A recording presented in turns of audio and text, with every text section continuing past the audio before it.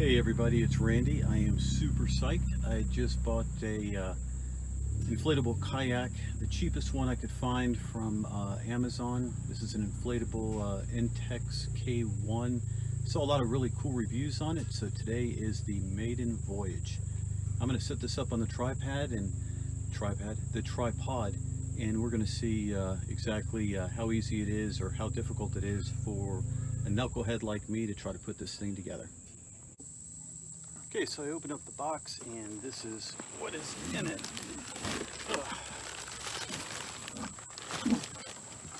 that out of the way, nothing else in the box.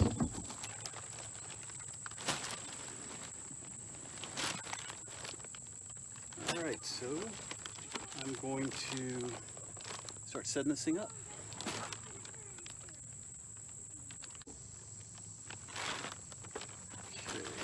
Looks like this is the seat. I know this goes on the bottom of the kayak. Instructions, we're going to try not to mess with those. There is a thing in here that we do need, I think, at least the first time.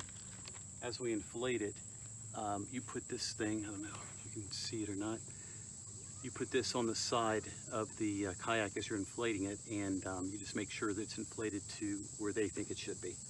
So we'll hold on to that. The rest of that nonsense over here, we got the chair, got the oars, and we've got the boat itself. I left my tarp somewhere, I don't know where I did with it, so there's some trash bags there. And here's the pump. So I'm gonna get organized and I'll be right back with you. So I could be messing up the order of stuff, but these are all just like snap-on pieces. I know this part right here is supposed to keep the water from going down the pole and getting you wet. I'm just not sure yet if it goes here or a little bit closer. Not really sure it matters, but I know the next piece, just to show you where that little snap thing is, you just push it and find where that thing was. Now that's locked in place. So we're gonna continue with our efforts and just duplicate what we just did on this side. All right, so we got the oars set up. That was super easy to do, assuming I did it correctly. And yeah, let's start inflating the kayak itself. Okay, so the kayak itself is fully inflated. That was actually not too bad at all. Here's the little markers I was telling you about. Man, it's bright. I hope you can see it. I can barely see my screen right here. You just stretch out that little ruler that they gave you just to make sure. So now I'm going to inflate the chair, and there is a support that goes under there that we're going to do. All right, we are out on the water.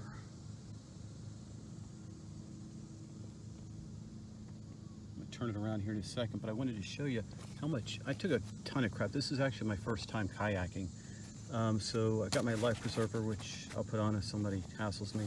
I went ahead and brought the pump too, just in case. Like I said, I've never done this before. I've got a dry sack that I use camping. I got a towel in there, and I'll keep my phone in there. And this thing's got a ton of room underneath it. I actually have my cooler, and got some pops in there. So everything's good. Let me turn this around so you can see this beautiful view that I am seeing right now.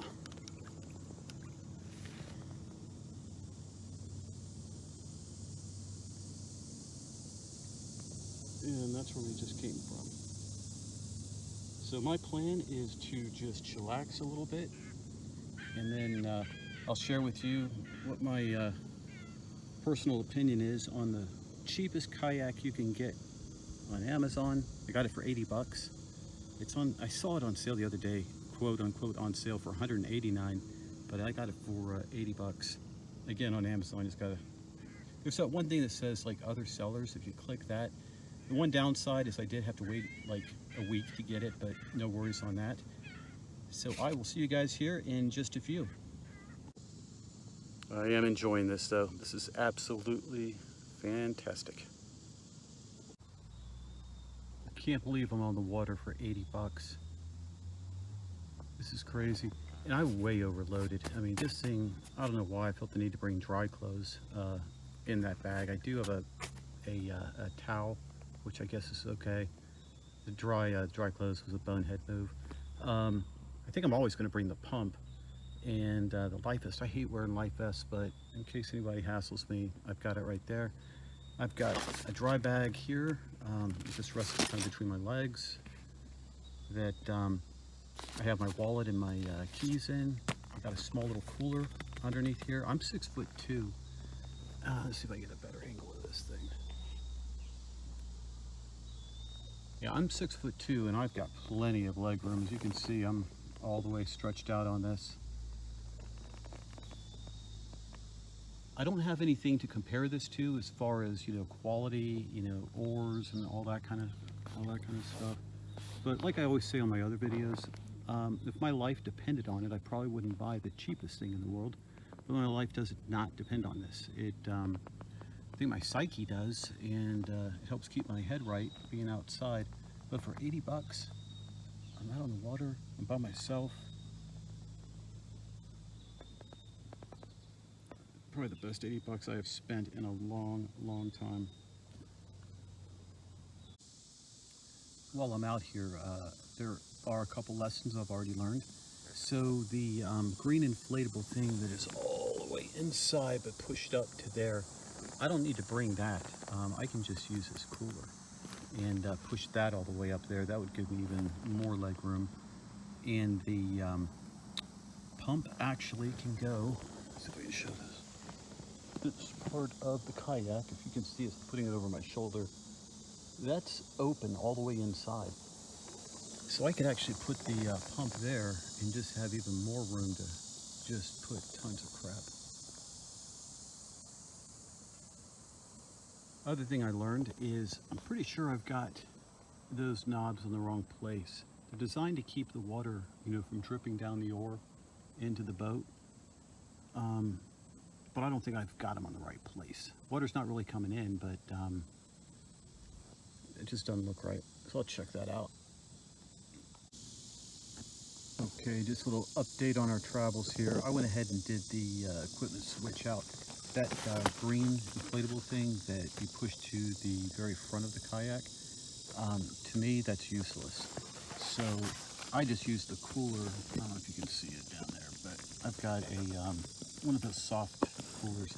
I just pushed that all the way up to the front, and that gives me even more leg room. Again, I'm 6'2", and I am stretched completely out. And I'm actually like trying to point my toes to touch the tip and can't. So yeah, I went ahead and made that switch out. Still don't think I've got these things right here on the right place. I don't know if I need to move them up. I don't know. If anybody knows that, if you would please reply, I would appreciate that. Just put it in the comment section. I would really appreciate that. But anyway, all is well, and here's the view.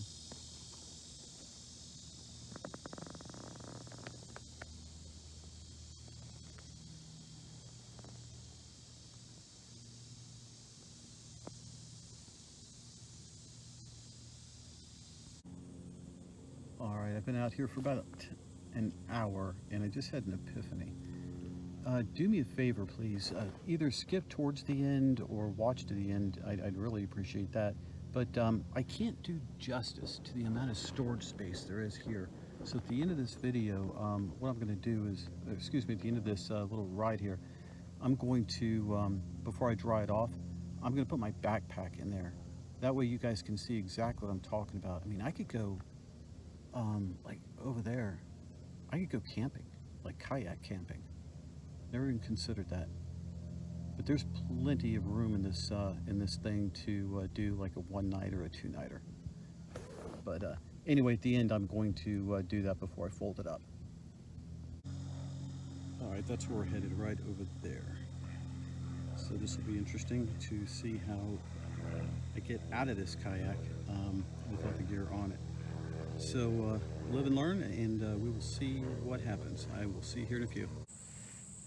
All right, so we are out of the water. This is one thing I think I failed to mention in the beginning of the video.